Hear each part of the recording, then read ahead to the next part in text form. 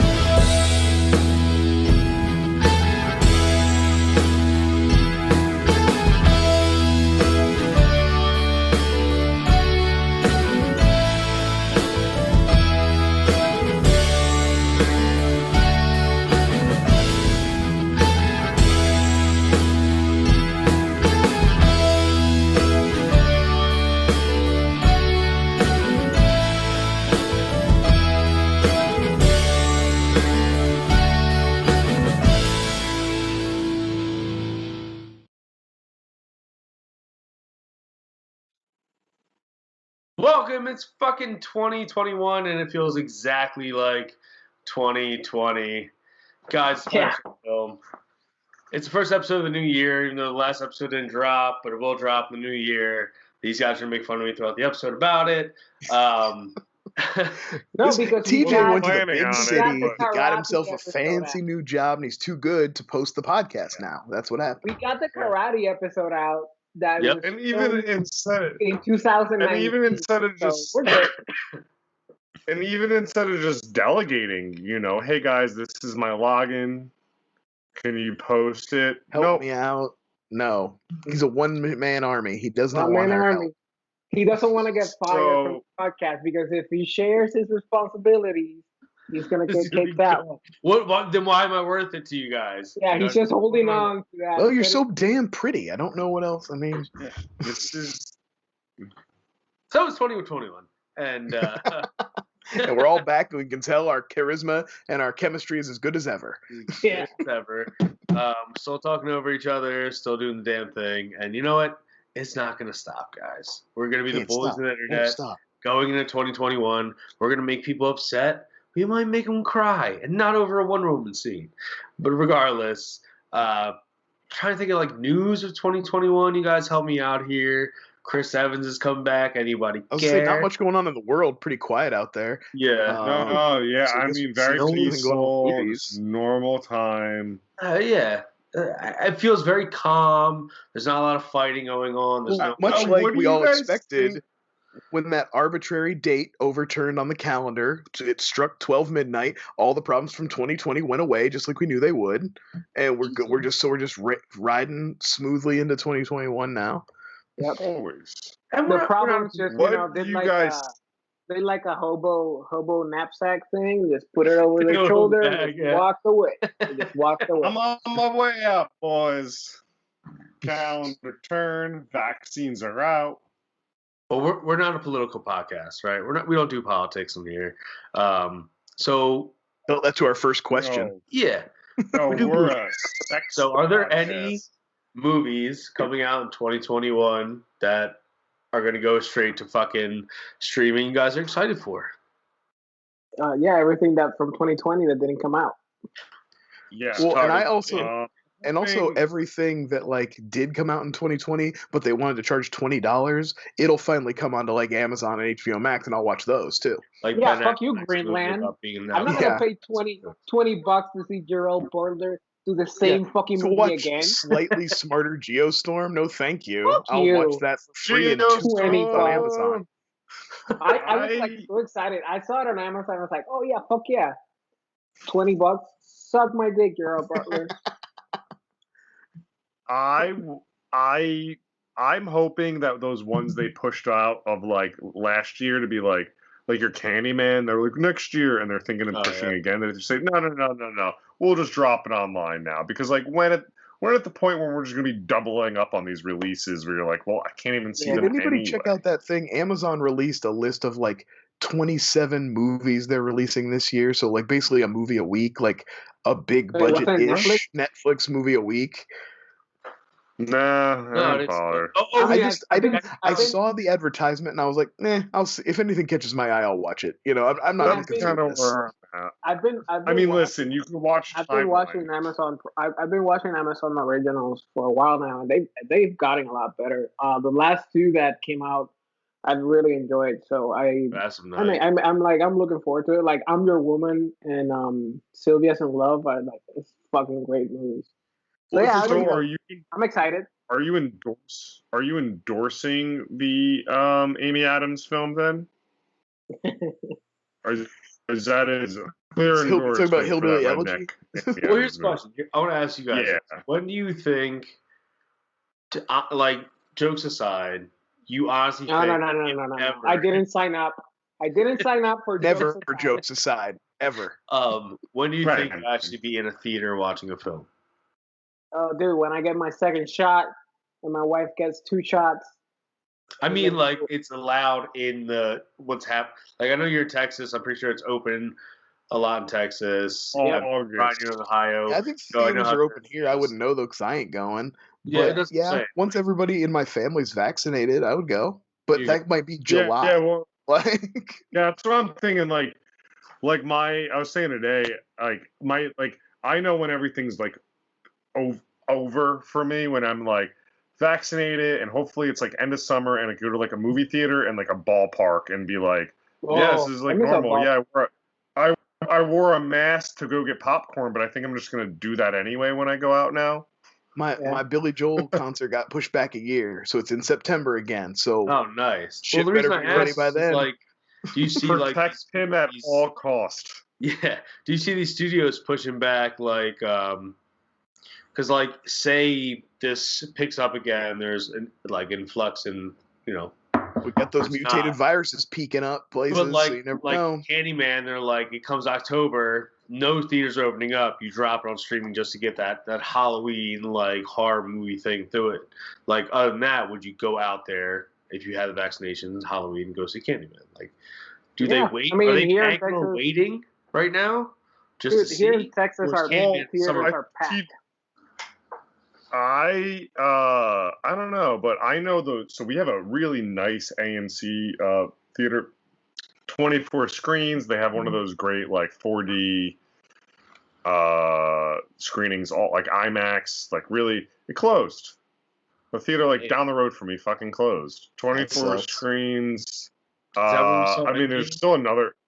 No, we saw Endgame at the other one, which is also really nice, but that's still open because I think they are still having people in. Just who the hell's going? That's the problem. Yeah, I know that Alamo is doing the Alamo Draft House. They're doing private screenings, and you can rent out a whole theater for fairly cheap price. But who the fuck has 15 to 20 friends that want to go to a theater with you in this age? Still so they're doing their best to keep the doors open. TJ, I think to answer your question is if I was a betting man, I'd say summer, very liberally, I'm in June, but conservatively, we're looking at September, October. Yeah. My hope is these two guys got the shot, all right, their first shots already. Hopefully before I hope I get September. Mine in April. Hopefully before September 11th, because if not, the terrorists win. Yo, my man, that's good. Well, the terrorists win. Captain America. Let's go on the first topic. See that segue?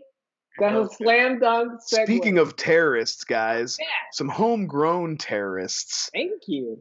Attacked the Capitol building on January 6th. You may have heard a little something about it. And although we don't usually get political on this podcast, and I want to assure our beloved viewers that this is only meant in jest and we are not meant to disrespect the serious thing that happened or the lives that were lost, despite how humorous the way those lives were lost may have been, we are not here to make jokes. Allegedly.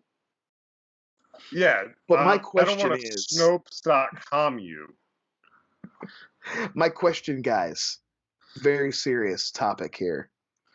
What cop that is considered a hero in a movie, so no anti-heroes, no dirty cops, no Denzels in Training Day, a cop that's considered a hero would 100% either have been in the crowd storming the Capitol or a cop that let them storm the Capitol, somebody who opened the gate, somebody who pried up an emergency bell off of the congressperson's desk, somebody who tweeted out the locations of Congress people.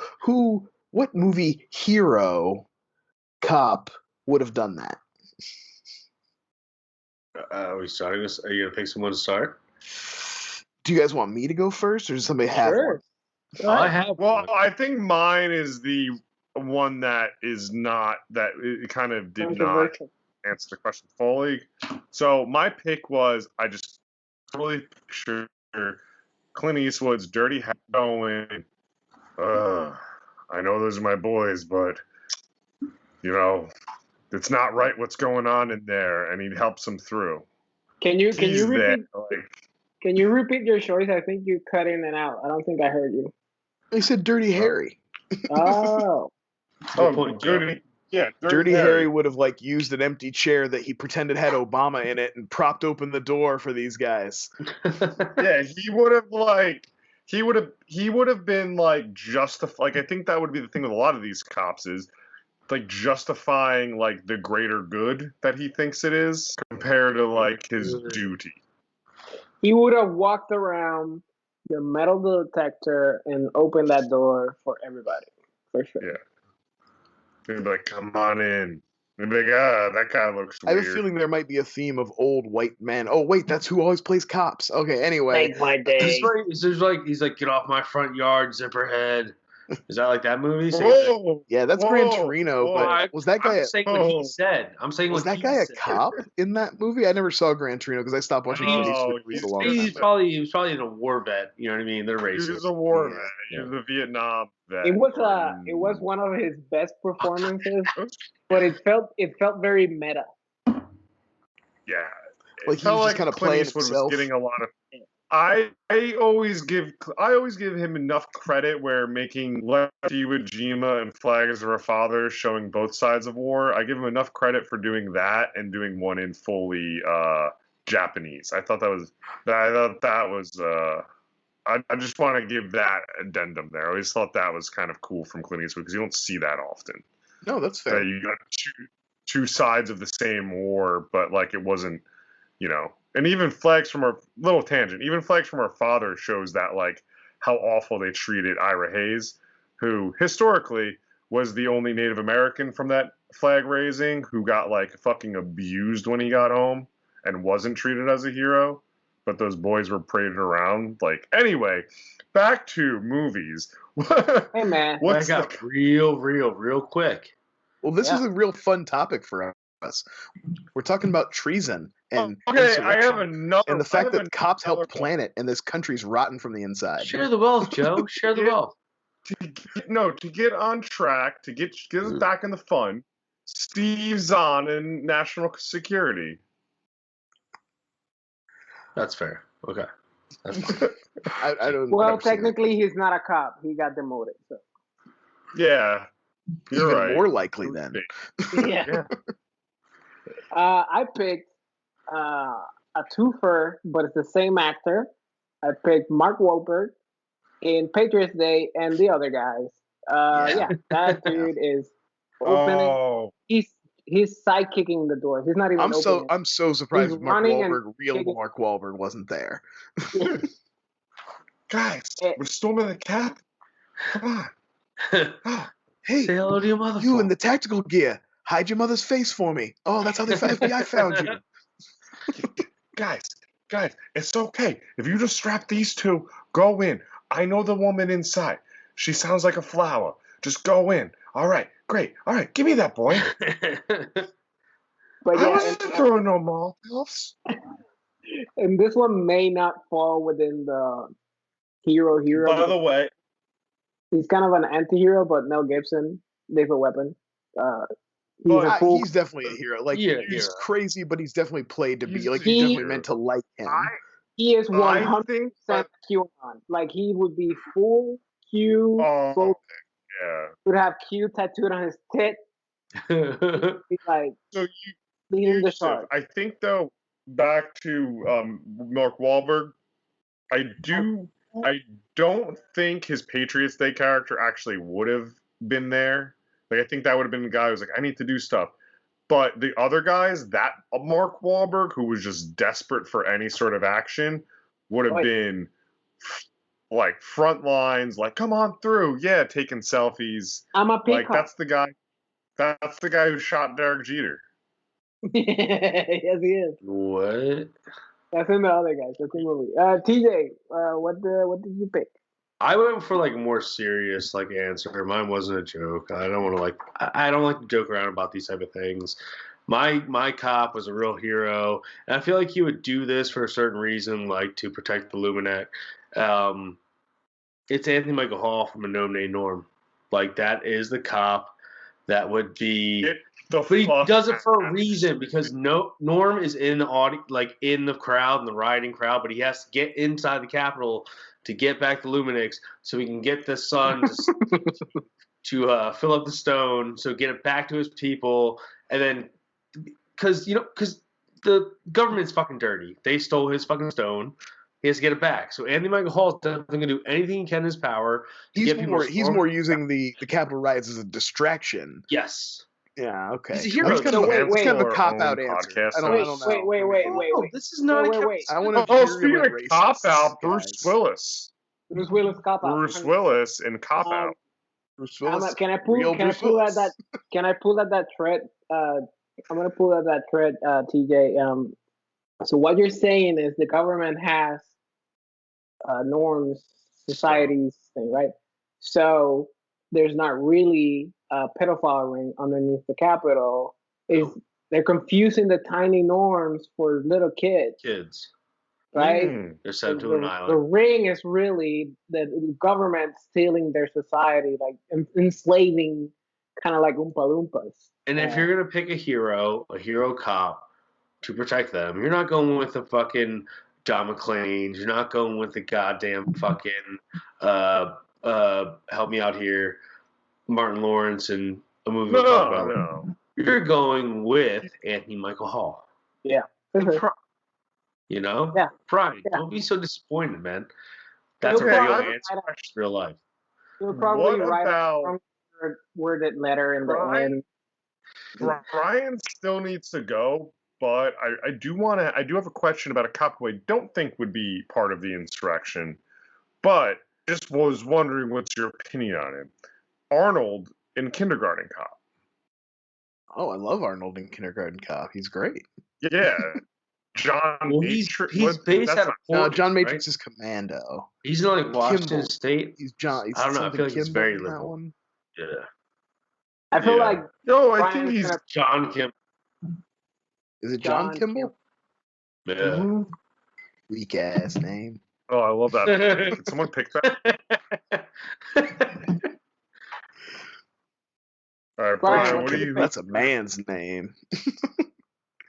My pick was Jeff Bridges in Hell or High Water. 100%. That guy's a huge racist, and he sucks. 100%. He would definitely be there, waving a big old Texas flag and storming the castle. That was my pick. So, God damn it! What has the government ever done for me? Get at him, boys. Yeah. The guy, like that movie is all him getting to be racist to his partner, and then his partner gets his head blown off. Like what? What the fuck? His partner. God. All right. Does everyone do their answers? So you move on. Yeah, I think so. Yeah. You want to just talk Hell or High Water for the next one? What was it? Who's up? We moving on to the next topic. I thought you had something to say about Hell or High Water.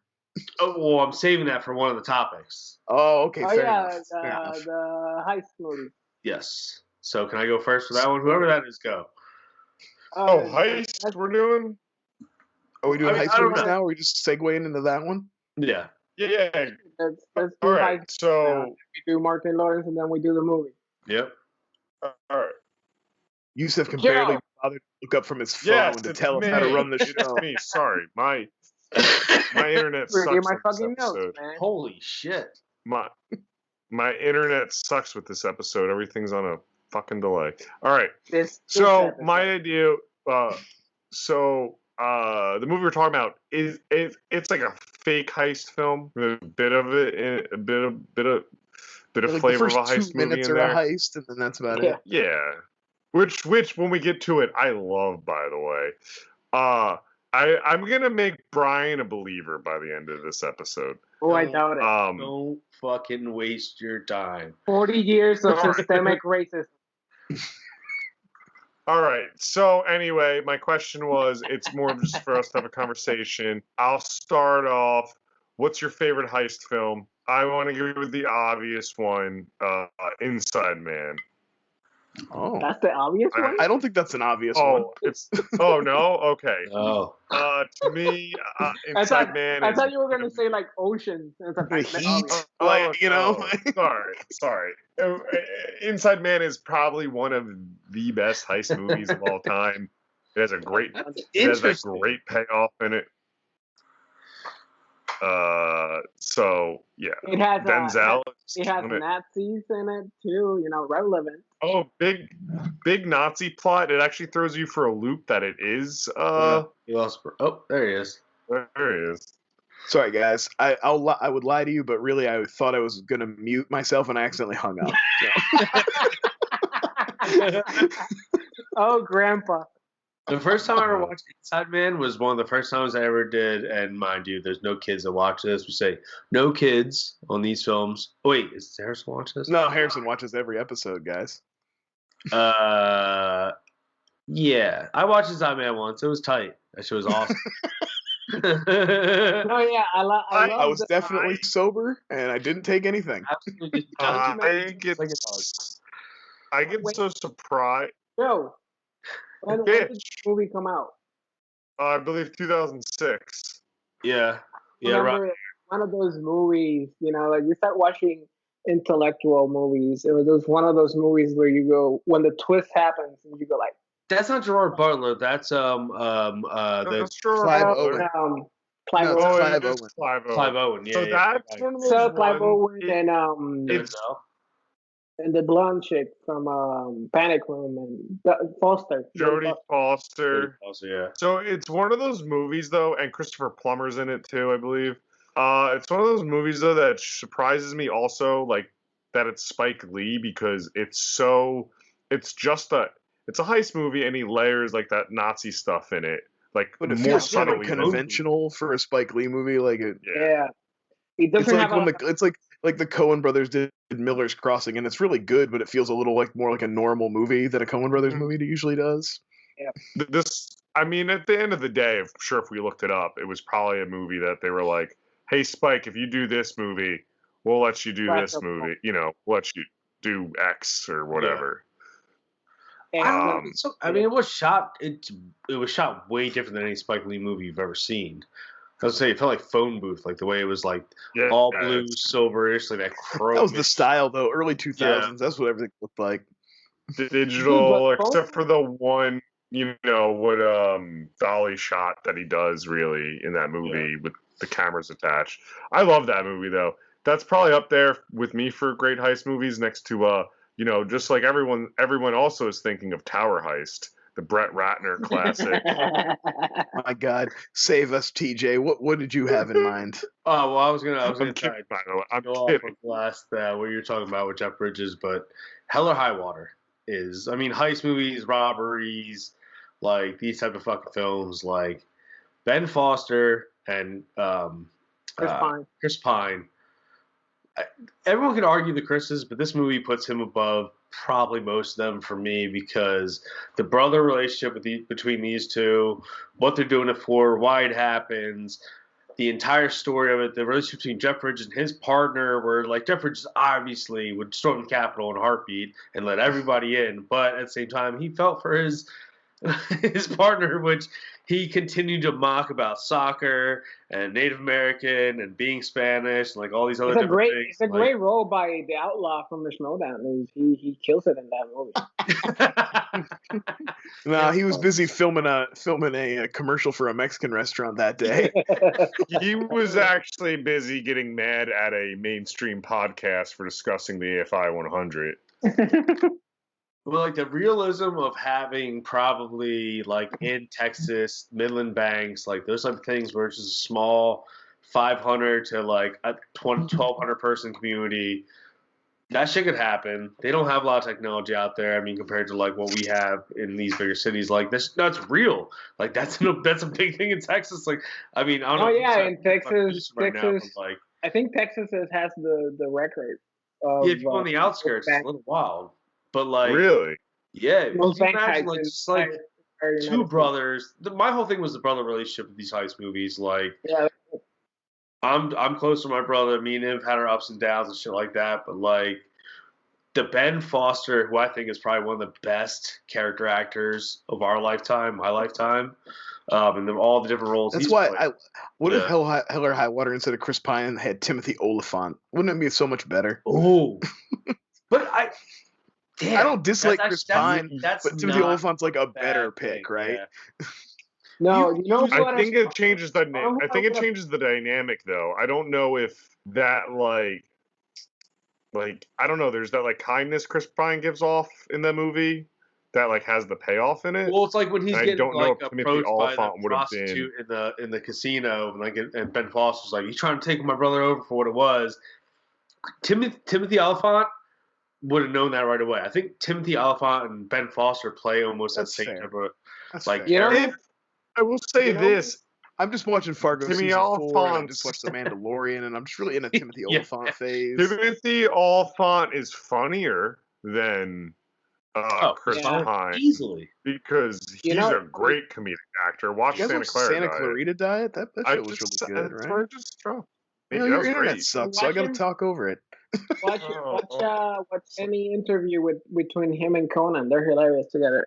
But you know who I would love to see Ben Foster do like a sibling thing is Ben Mendelsohn. Oh, Mendelsohn, yeah. Those two would play amazing brothers, and they have like the same character actor energy that they would really get into it together. You say Ryan Gosling. Place Beyond the Pines alone is basically. Yeah. That one in Killing Them Softly too. He's good. No, he's not a kid. Yeah. But yeah, he's in Killing Them Softly. He plays a drug addict. That one. What you got, Yusuf? I picked Thief. I recommended it recently on this podcast. I think Brian saw it. Michael Mann. It did. It was very good. Yeah, I saw it. I really love how. I've got to watch. Yeah, I really love how. I just saw it the first time last year. Heat, so good.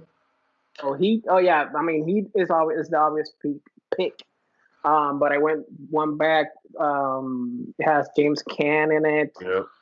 Michael Mann directed, and I was gonna say also a Michael Mann movie. Yeah. Yeah.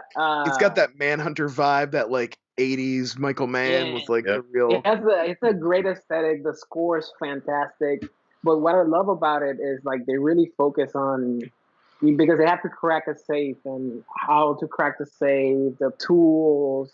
And they show in the beginning how he's so good at, with the drill. It's a very specific movie that you're really invested on how he's going to pull the heist. That's why like Oceans and all those movies work is because, they take you by the hand and they go like, this is what we have to do to pull the heist.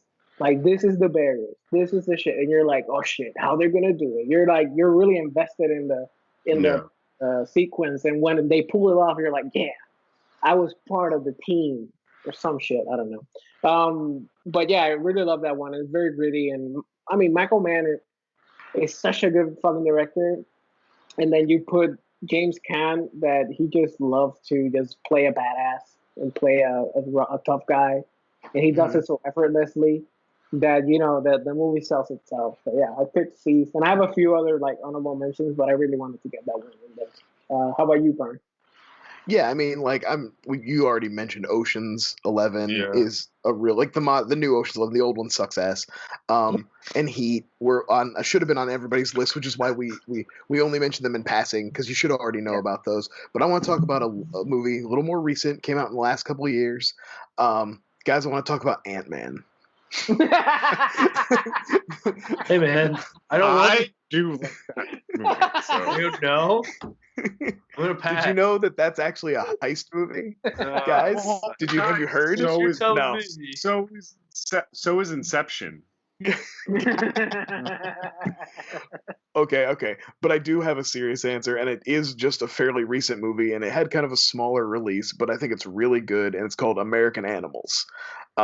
It's based on a true story about these young guys, like early 20s, who decide to try to steal this book of rare paintings from like their local college, and it's a mix of like reenactment, like with actors, like really like a movie, but then there's also a confessional aspect where they are actually interviewing the people who were really actually involved and stuff. So it almost has that like kind of a true crime feel to it. And because of that aspect of it, and they actually delve into like, because you're enjoying this movie along with these characters and kind of like the fun of a heist movie and the wackiness of it sometimes, but then they really ground it in reality of what these people did and the consequences on their lives and the people they were affected by it and stuff. And it was one that really surprised me. It ended up being one of my favorite movies of whatever year it came out. I was gonna say when it come out. I think 2018. Is it 2018? Is it only that? It's like seriously, definitely within the last 5 years. Is it like unnamed actors, like a small movie that? Like, no, it has the guy from American Horror Story shows. That Ethan, what's his face? Oh, Evan Peters. Evan Peters, that's him. He's in it. I remember this. Like, 2018. I remember the name and loosely. Hey guys, listen to Flyover State of Film, and you get knowledge dropped about movies that you forgot existed. Well, right, like I'm saying, we're always everybody's at home a lot more. You're looking for things to watch. American Animals is probably streaming somewhere. You should check it out. Yeah. Let Brian tell you about Drowning Mona. That's not. Oh yeah, and also the kid from Dunkirk, Harry Styles. Not Harry Styles. The guy from Dunkirk and Killing Sacred Deer guy. Yeah. Oh, I know what you're talking about. With the weird far apart eyes. Yeah, weird eyes. There's a new breed of person out there. Their eyes are way on the side of their head. It's weird. Like the girl from Queen Pawns, something like that. The Queen's Witch Gambit? Trap. Queen's Gambit. Like her eyes are like. Yeah, Benedict Cumberbatch too. He's one of them. They're weird looking. People are getting weirder looking. Yeah, stop fucking. British. Honorable mention. Point Break. Yeah, that's the one. I think you could combo. You could combo Point Break in the first Fast and Furious, like. And Speed. They are the first Fast and Furious is not on par. Just because it's a knockoff, it doesn't belong in the same conversation with Point Break. It's a robbery movie. No. Yeah, but it sucks. Yeah, and the other one. Shout out to my dad. He's always listening. I don't think he knows how to podcast.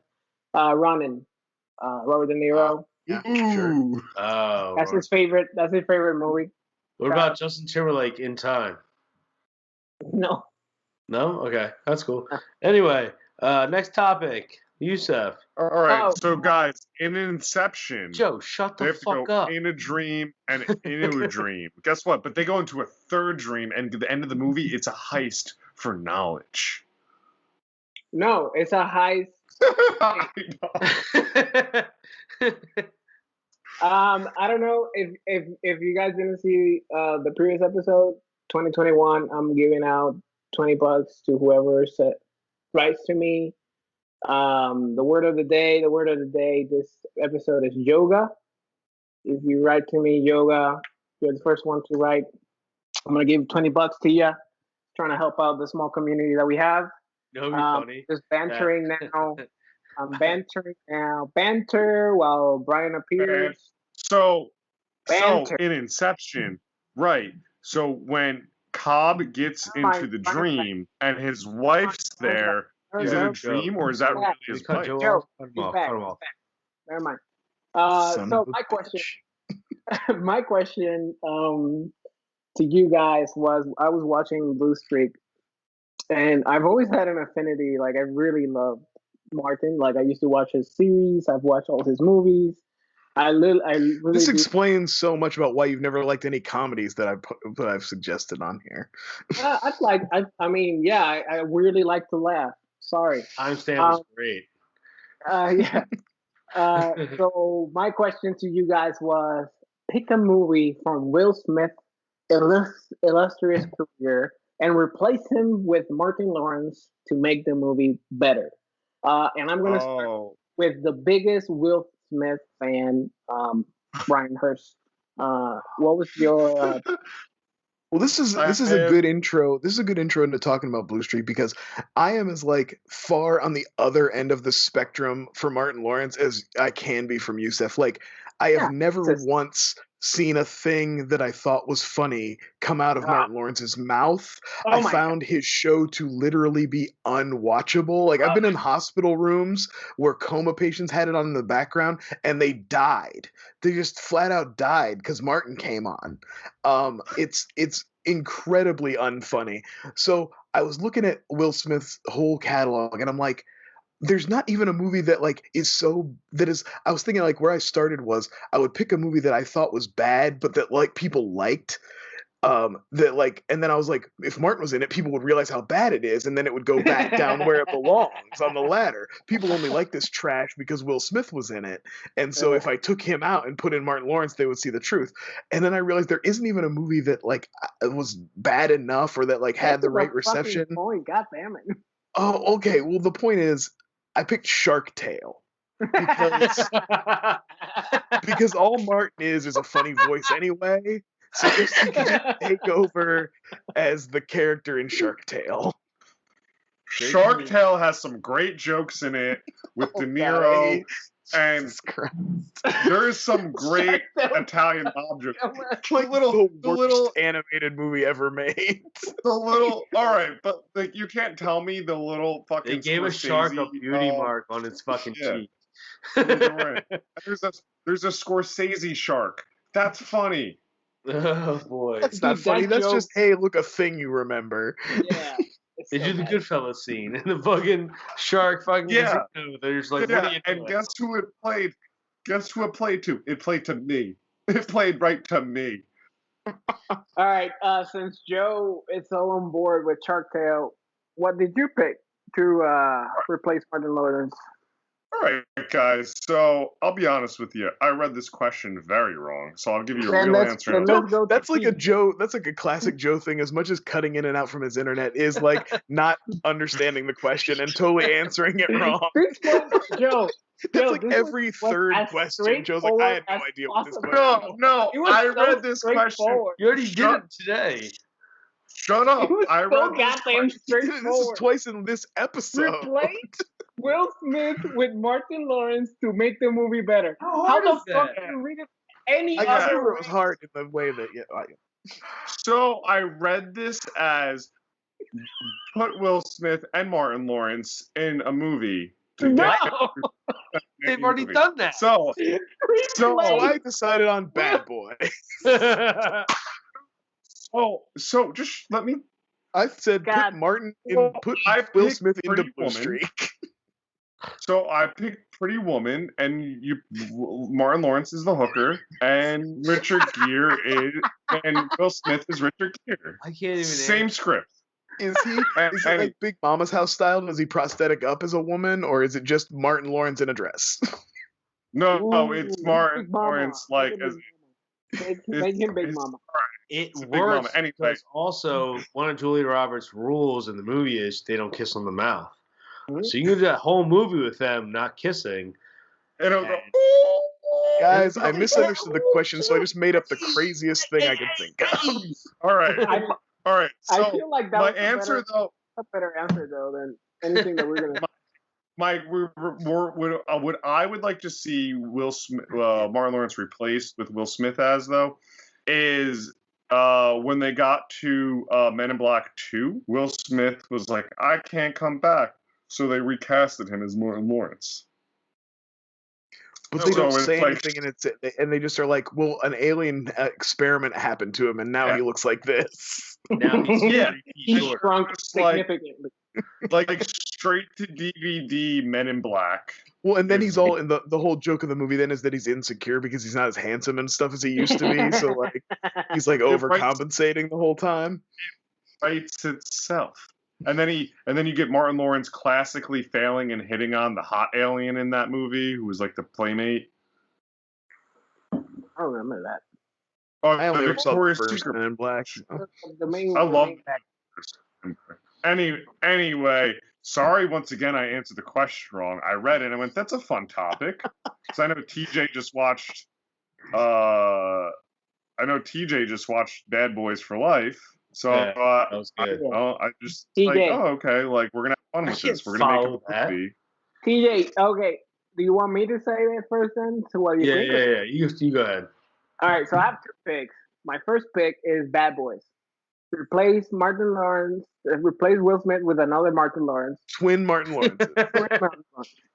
So we have hockey. Classic flyover move to just like put twins in something. Eliminate fucking Will Smith out of the equation, and we have cool Martin Lawrence and the nerdy Martin Lawrence, and I'm sold. But my real answer is Ali. But I don't want him to. But I don't want him to exercise at all for the role. That's hilarious. I just want him to be Martin Lawrence. No, man, I didn't go. In the shorts with the boxing gloves, just rope it doping, and keep the George Foreman actor, like the huge dude that they hired, but just keep Martin Lawrence very tiny, fighting the Rumble in the Jungle. But it's I'm thinking in my head, in my prime, like if Martin Lawrence, I'm not my prime, his prime. What boxer? I'm like maybe Sugar Ray, maybe like who's tiny as shit. There's no boxer that Martin Lawrence could play as a boxer. I think he might have played a boxer at one point. There's no way. I don't believe that. Yeah. Like saying Joe Pesci played a boxer. Did you pick? Don't talk ill of Joe Pesci. My whole thing was like, I think Will Smith, we can go to like Fresh Prince of Bel-Air, the one scene we're talking about his dad.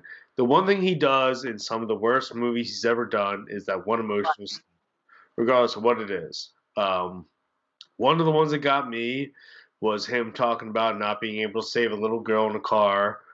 Him being a hero cop. Also, this could have went with the other one. He could have let the rioters in. I'm not too sure. This is Chicago 2049. But robots take over. Robots are running everything around. So my whole thing was if we replaced Will Smith and iRobot with Martin Lawrence, like just hitting those emotional cues. The boss thing. Can you imagine having all those classic Martin Lawrence responses to a robot? Like, what? What? A robot? Like, he would just be all his hits. Just comes right off of Ali, where Will Smith was at like one of his like bulkiest too. So like if like Martin Lawrence came in and was just this little ass 5'4" cop, just like robots everywhere. I think you would also. Wait. Do we get the shower scene? Oh, you're gonna get the shower scene where he's going. Ooh. What was it? What's the song? God damn it. God damn it. All right, Martin Lawrence and After Earth just talking to Jaden Smith the whole time, but serious with a heavy Jamaican accent. No, it's Martin Lawrence, and then instead of Jaden Smith, it's Martin Lawrence again, but de-aged. The low Martin Flyover. Gemini Man.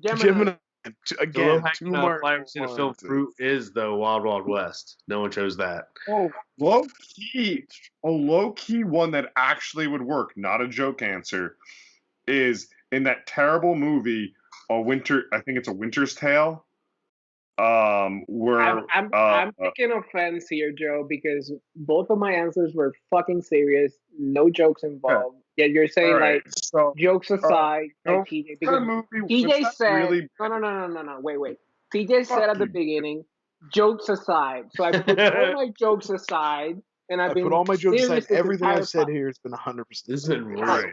What's that? What's that movie with Colin Farrell? It was like that epic. It's like A Winter's Tale or something. It's awful. So I think you're correct. Oh, okay, so Will Smith pops up in that movie as the devil, like throughout the movie. It's unwatchable.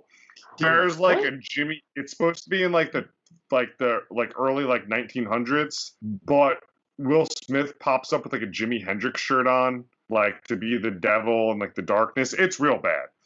Put Martin Lawrence in that role, and I guarantee you he elevates the devil because he's more of your Pacino devil who's gonna like ham up these scenes. Oh my god! And that movie's stacked. It has Colin Farrell, Russell Crowe, Jennifer Connelly, this guy and that guy, that guy, William Hurt.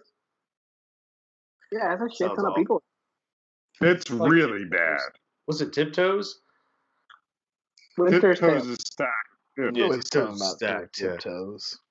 Everyone's talking about Tiptoes. Why do you think they stormed the Capitol? They wanted to talk to them about what Tiptoes. All right, so everybody went, right? Everyone went. Everyone gave the suggestions for Martin Lawrence, Flip, Will Smith. Yeah. Let's get into it. So speaking of Tiptoes, TJ's picking a movie, as usual. He also like tiptoeing across broken glass. I'm pretty sure I got two of the guys on my side, three including myself. One of the guys will be fighting this entire episode. He's alone. Second episode. I also think it's unfair that you guys postponed this episode 2 days because, like, all my fire is gone for this movie. Like, I realize I just don't give a fuck now. I'm just like, whatever. That's just a piece of shit. I don't care. Like, you'd have caught me on Tuesday out at house hot, but nah, I got barely anything left. It's just all gonna come back, man. This is one of my top underrated movies, economies of all time. Okay, let me tell you something about this. I do want to say something about this, and here's the thing. Set it up. So basically, Brian, just wait, because you're gonna be burning up like your shirt is right now. Yeah, just set it up. I picked a Martin Lawrence led vehicle. This movie has one of the best soundtracks of my childhood. Hey, this movie is Jay-Z's first single is on this album. Yep. I think it's one of the best heist movies, comedic movies of early 2000s, late 90s. I don't know when it came out. 99. Yeah, it's late 90s. Blue Streak. That's all I'm going to say. Everything about this movie is Martin Lawrence plays a crook who steals a diamond that's the size of everyone's fucking face, and he hides it in a building. It's like this big. It's a tiny little diamond. It's like this, PJ. It's not very impressive at all. Look, I'm pro Blue Streak, but you're talking shit right now. It's like this. Can I lead off of what's so great though about this? No, I need to lead off because I need to say something. And the thing I need to say is that I wasn't 12 years old watching this on TNT. I was a grown-ass man when this movie came out, and I knew it sucked, and I avoided it for 20 years, and then I had to watch it, and you know what? I was right. It's not that, like, Joe sat around on a Saturday afternoon and watched this, and he was 12, and he'd never seen an action movie before, and he thought it was good, but it's not good. It's very bad. Well, I got all right. No, it's not very bad. So this is also why. So we were talking about a heist. It's great. Your first intro doesn't waste any time. It gives you the setup. The cops aren't even stupid in that. They great catch character them. Actors. Yeah. Zed from Pulp Fiction is there. The guy who's he's reprising his role from The Mask. Yeah. The guy who falls off the building. What's his name? John Hawkes. Yeah, that's what this movie wasted. John Hawkes. That was bullshit. They did. Oh, I want to say though, it's a tight 90 minutes though. It's a tight 90 minutes. So at least that's the only thing that saved it. I could look down and be like, I can do this. It's not too much longer. And also, if you watch our flyby on Encino Man, it's the same director as Encino Man and Flubber. So, but like everybody knows that because they've seen our flyby on. Yeah, I was waiting for it. It took you guys an entire. Almost another, and these are joke out. So thank you. I will give Brian 1 inch here. There's only one scene that does not work in the whole movie. They were trying to appeal to the Martin crowd, and it's the pizza scene where he dresses up. It stands out of the whole movie. The whole movie, he plays no characters. He plays himself as Miles Malone. And also another great thing this movie does is there's no wasted love triangle. They don't worry about any romance he has to have. I thought they were going to do a love thing with that lawyer, and I'm glad they didn't. That was nice. Yeah. That lawyer. And at the same time, we get and I actually think this is so. I was doing a little research about this. This movie was supposed to be rated R, and it wasn't because they wanted to appeal to more. And it works better as a PG-13 movie. I think if they wanted to make this movie rude, I don't think it needed to be R. No, but that was the original, why Martin Lawrence signed on. And then Dave Chapelle, actually, who wasn't a big name at the time, grew some balls and told them they had a whole scene where they dressed him up as a woman. And Dave Chappelle's like, I'm not doing that. That's really fucked up. Black people shouldn't be dressed up in women. It's a trend I don't like for the sake of comedy. And they actually listened, which is you can tell Martin took that to heart, huh? He only went on to do 3 Big Mama's House movies. Anyway, I love one of the beginning scenes making fun of one of the biggest actors now in Octavia Spencer for being bigger. Dude, I have that. I have Octavia Spencer used for a fat. That's my note. She's just nothing but a fat joke for them. It's 1 minute. Yeah. I have that fucking note. Academy Award nominee used for a fat joke. That's my note right there. You're sad. Like Bones is here. Brian. You said you was a bank robber. No, I have a stutter. Oh, it's not a stutter. I'm a bank robber. Fun fact about Blue Streak. I used to keep my passport in the DVD case instead of a safe. That's what because who the fuck would want to steal Blue Streak? Right. That was the reasoning, right? Someone stole my Blue Streak. You out. That's not even a joke. Someone actually took my Blue Streak when I was 15 out of my house. Big DVD collection. I used to go to GameStop and trade in old PlayStation 2 games to get fucking DVDs. Someone stole my Blue Streak, and I had my Social Security card in it. Oh, did the same thing Joe did. Yep. Twins.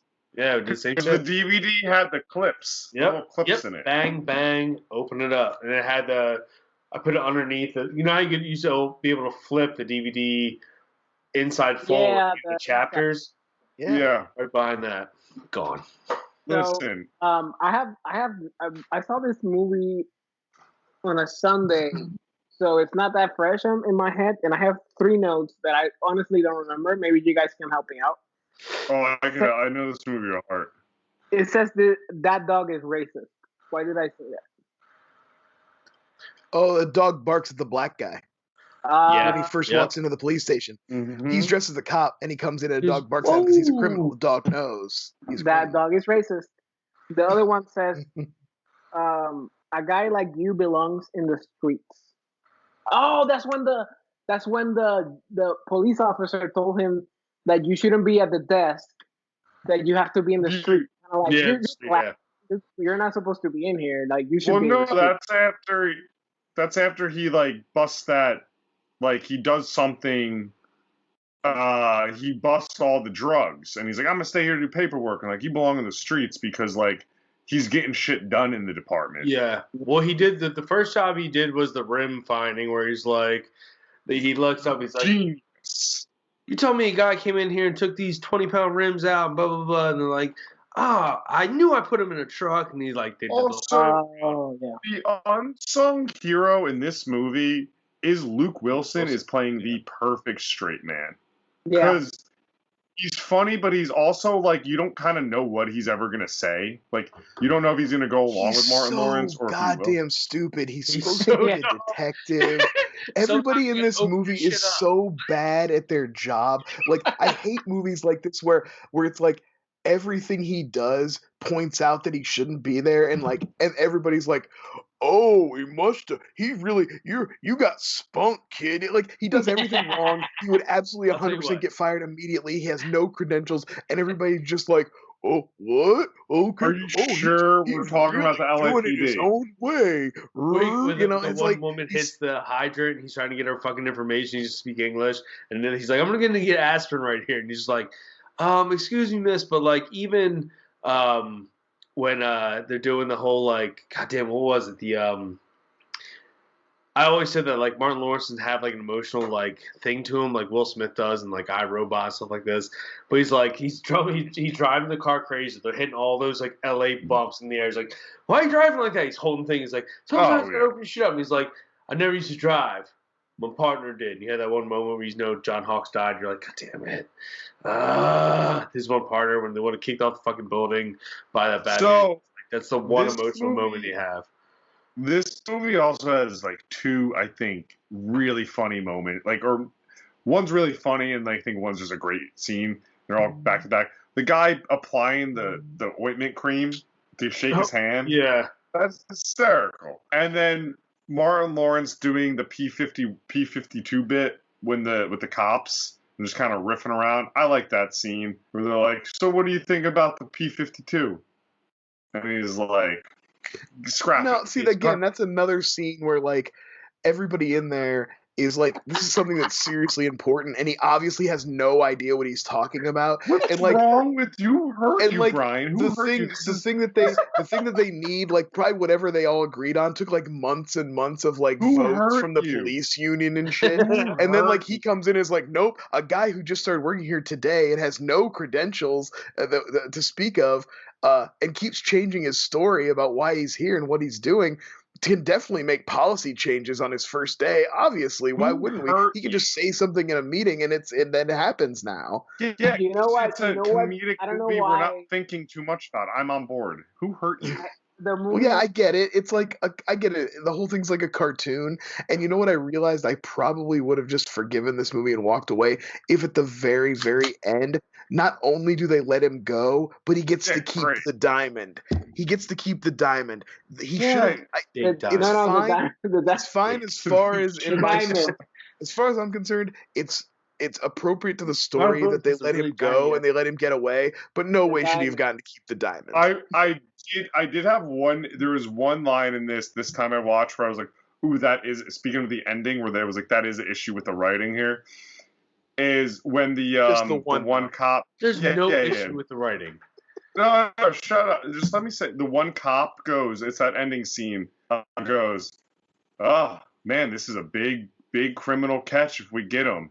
Talking about Martin Lawrence. One guy says, and they went, wait, no, he was released from prison. This guy's not a wanted criminal anymore.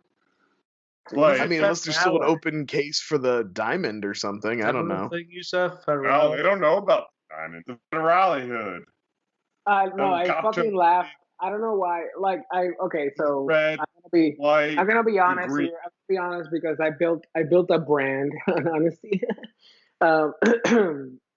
I didn't like this. But can you really love movies if you hate people for loving movies?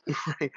Hey, you don't love movies if you criticize a movie ever at all. If you ever say something bad about a movie, you don't actually love them. Somebody on this podcast, I'm not gonna name names, but he's bald and has a goatee, but I'm not naming names. Said that person is living rent free in my head. So I haven't said one thing in this podcast. You guys keep fucking bringing it up, and you're gonna make me cry. So stop it. Make sure your wife's there to take a picture. Yeah, suck my dick, bitch. So I didn't love it this time around, but the nostalgia really pulled it through for me. So I understand where Brian is coming from. Like, I remember being like infatuated with the scene with the toy car. Like, as a kid, that was like, oh, that's so awesome when he's driving the toy car around. Yeah. And I loved, like, even though now it really stands out, like Joe said, I used to laugh my ass off in the pizza scene when he's like dressed and he's dancing and all that bullshit. But yeah, as an adult, the nostalgia really held it for me. But the one scene, I don't know why, that made me laugh, and also that sponsorship by Dunkin' Donuts. Huh? How much did they pay? Yeah. I'm not well. This movie was one of those like well budgeted. It's like it was like a 30 million, 40 million. Yeah, like bigger for a comedy. Yeah, it was bigger for. And I will say this: it's real. It's competently filmed, and I like that all the money is on screen. Like the ending. I agree. It looks good. It looks good. And I love that, we're still in that age where a fender bender will result in like a car explosion. I miss those noodles.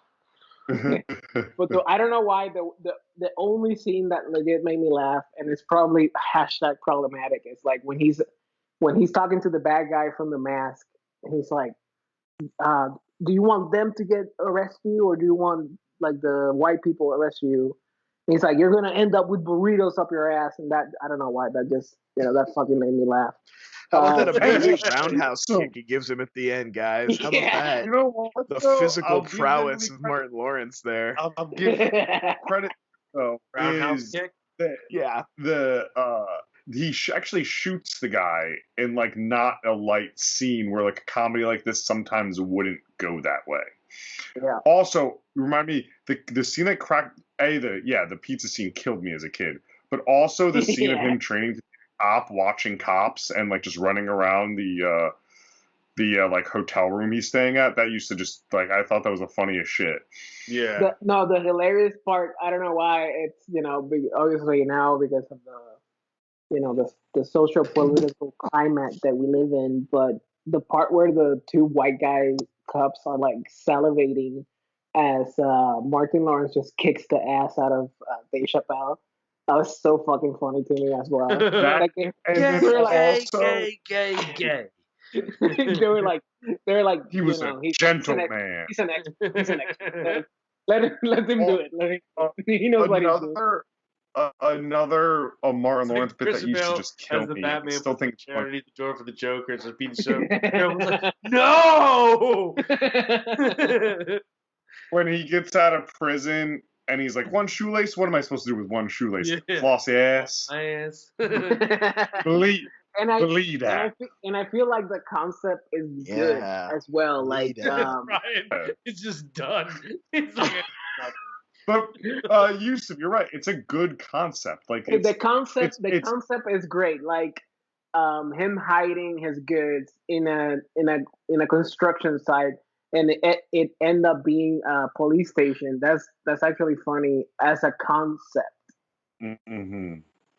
Now it may not have been a great execution in the eyes of me as an adult and Brian as a 69-year-old man, but the concept is good. They'd have to do so much paperwork and get through so many reports for the things to go off. I get it. It's a cartoon world, but it just couldn't suspend my disbelief because I was just like, this sucks. If it was a white cop, would suspended his disbelief in a second. No, I still would think it was stupid and bad. But it didn't help that it had the like just least easy enough for I me. could think of in it. Where we're talking about it right now, and I'm thinking, am I going to put on Blue Streak after this? Like, I could watch this once a week. Yep. Oh, dude, you know what I was watching right after Netflix is racist, by the way. I saw Blue Streak and they recommended Passenger 151 or 50 something. Oh, you talking about the Wesley Snipes movie? Yeah. That movie kicks ass. See, that movie's I like black movies. That was like, I have a black friend. I have a black friend of movies. Guys, I like a movie with a black protagonist. What are you talking about? Yeah, dude, that movie, and it's also like an hour and 20 minutes. It's super short and it's fun. If you haven't watched it, a little insight. I've mentioned my favorite movie villains in it. That guy's a total freak. Oh yeah, he's super. He makes the guy get up and talk all about his family, and then he kills him. It's brutal. Yeah. By the way, I've mentioned this before. This also, with the nostalgic thing, hits home. Any Martin Lawrence movie, Eddie Murphy movie, my mom would be the first one in line with us, the tickets to go see. Any one of them. Good shit. Oh, yeah, that's right. So, yeah, so you would say she never went back then, huh? Oh, let's go into the race. Ratings fade. Like one day I come home and like, Mom, what are you watching? And she's like, I don't know. She's watching fucking Tyler Perry's Jump in the Broom. And I'm like, all right. Oh my God. Brian, since you're gonna be the lowest, how about we build on you? Oh, see, this isn't fair because I want to see how high you guys are going to rate it. I might want to drag the average down by going even lower. No, you give Where are you going, baby? I mean, honestly, it's a personal preference with the Martin Lawrence thing. This is like an average cop comedy. I give it like a 4.5. Hey, you were more generous. 4.5. Higher than I thought you would give. Do you have a joke? 4.5 what? Do you have a joke? Do you have a joke? 4.5 tiny diamonds that are not worth this, tiny, all this effort. They're like this. It's literally in the poster. He goes like this. I'm gonna go next. Like I said, nostalgia really pulled it through. It still has some funny bits. The story is questionable sometimes, but the premise is fun. If you're a Martin Lawrence fan and you have a low bar for comedy and you haven't seen it, that's the caveat. It's a good entry point. 6.5. Hey. Burrito the ass. Joe, what are you going with? Oh God, it's full blind nostalgia. It's 9.2 shoelaces. Oh my God! Let's go! Come on, let's go, that's Joe. Embarrassing. Honestly, I want to give it a 10 out of 10. Yeah, No, 9.2 shoelaces. It's two in my guys. I can't do this anymore. It's two in me. It's two in my DNA. It's two in my DNA. I enjoy it too much to even give it a rating. I respect it. This is your. I need to take my rating down to like a 2 now. No, it's in the book. It's a 4. 4.5. TJ, where you going, baby? This one's hit a hard 8 for me. This is a really hard 8. Again, this is probably one of the best soundtracks of a movie I've had growing up.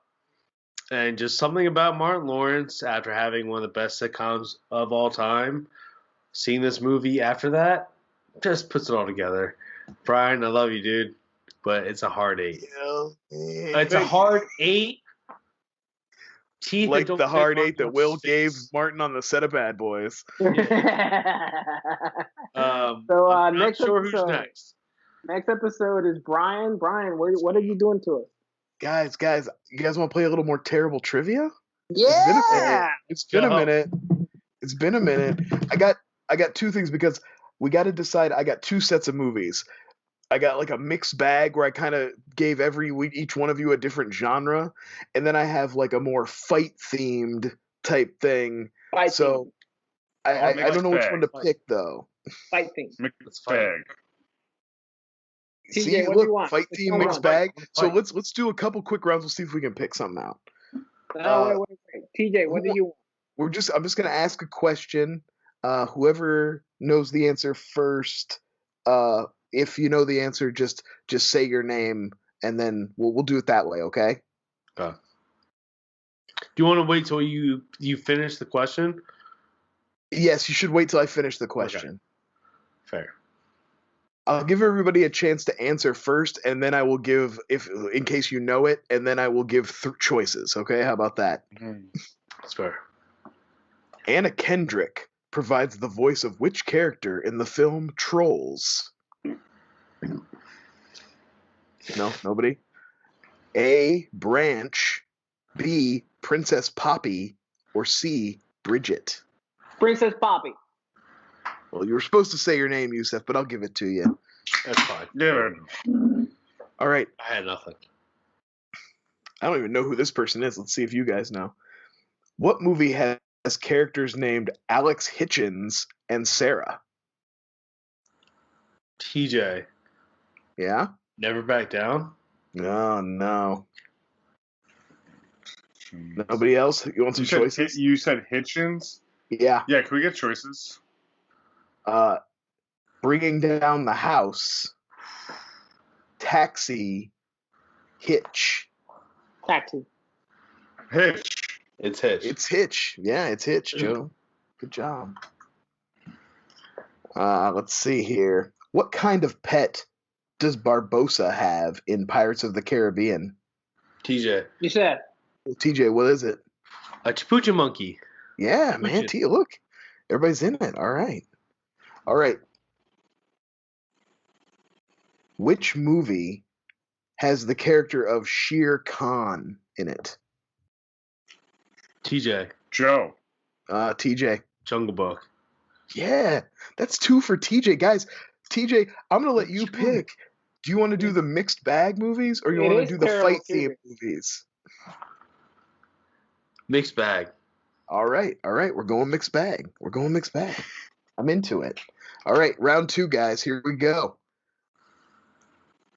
What holiday is it in E.T. the Extraterrestrial? TJ. Joe.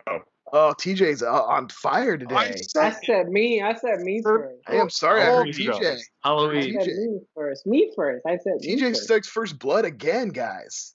God damn it. I don't like 2021. Oh, this is one of everybody's favorites, okay? This movie, everybody's going to know this. When Barry learns that people are profiting from honey in a bee movie, who does he sue? Nothing? How about you guys want some choices? Oh, Joe, I got it. Joe? I believe he sues, oh God, someone has the honey brand. Ray Liotta? No, I'm sorry. The choices are George W. Bush, the human race, or Hunex. Yusef. What is it, Yusef? Human race. Yeah, he serves the human race. That's By the way, I do believe the honey brand is Ray Liotta's honey in that movie. I think you're right. I think he's like technically Ray Liotta is in the human race. That's true. But specifically the card says human race. So okay. And this is terrible trivia. So we go by the answers the terrible cards give us. Fair enough. Which actress played Mama in Forrest Gump? Joe. That would be Sally Fields. Nice. We're all tied up, guys. Good. I haven't seen that movie since I was a kid. We're all tied up now, so that means this next terrible question could seal it. Ooh, okay. What animated film features the voices of Pitbull, Steven Tyler, and Beyonce? Joe. Sing? No. TJ. Shark Tale? No, it's not. Can I get multiple choices now that everybody? Oh man, I feel like I shouldn't even give them to you now. No, you shouldn't. Too easy. You shouldn't. Hey, you gave it before though. That's true. I did let people answer, and then I gave. The choices are Frozen. You gotta play the game, man. You gotta respect the game. Respect terrible trivia. Frozen, Turbo, or Epic? Epic. The answer was Epic. Fuck. Yeah, I remember the commercial now because it was one of those commercials where they was in a full trailer of the movie. It was just a list of fucking names. It was just a bunch of people in a sound booth recording their dialogue. Yeah. All right, guys. Okay, so Yusef, because we were doing mixed bag and I gave everybody a genre, your genre was family films. Okay. And my choice is 80s classic, Batteries Not Included. Let's go. Fuck great. Yes. Never seen it. What? Doing it. We're doing that. I've never seen it. It's a family film from my past. I haven't seen it in a very, very long time either. So I'll be happy to check this out. I have fond nostalgia memories of it. So all right, guys. I'm excited. I'm looking forward to it, and I hope you guys are also looking forward to the episode when it drops next year. Where can the people find you, Joe? You can find me on Twitter at Chendinga1, and that's really it. I've also been posting my painting videos and stuff like that on Instagram and TikTok. Also, we could. Sounds like we could watch Batteries Not Included on Hulu or HBO Max. Oh, so HBO Max. TJ, where can the people find you sometimes? You guys, you can find me at TJ Dex on Twitter. Not making people cry. I don't like to bully. I'm not a mean guy. I don't like to fuck around. We lost a lot of sponsors because of that. Yeah, I keep it very fucking simple. Other than that, guys, check out the Flyover film YouTube. Tons of episodes fucking just dropped. When this comes out, I'm sure. Oh yeah, by the time you see this, there'll be tons of content. Cause oh my god, much. Yeah. Oh, that's what we said. You'll be so inundated with content, you can't even tell. I'm gonna give my password to everybody on this podcast and let them release. Do you guys remember a bracket that we did? I don't. Oh, we've got enough for a whole nother round now. Oh no! Hey Brian, what you got? You can find me on Twitter at Herskilles. I am a bully. I do pick fights. I hate people. I want to make them suffer. If they come onto the hell site that is Twitter, they deserve whatever they get. Yeah. So you can find me and feel bad for me for wasting my life on the bird site at Herskilles. WhyILoveMovies.com. Bye. Bye. Oh, yeah. Good times. Good times, guys. Shit.